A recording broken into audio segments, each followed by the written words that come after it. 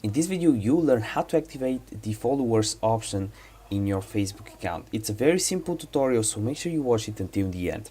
The first thing you do after you open a Facebook is you go on the three dashes at the bottom right corner, and here you have your settings right here.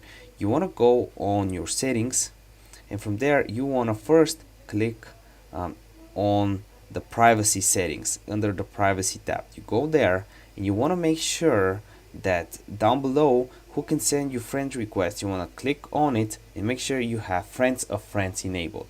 Not everyone, you want to have friends of friends. Leave it at that. So then what you can do is go back 2 times and under the privacy tab again click on public posts. You click on it and here you can see a few options about following or the actual thing you wanted to do. This is why you search for this video.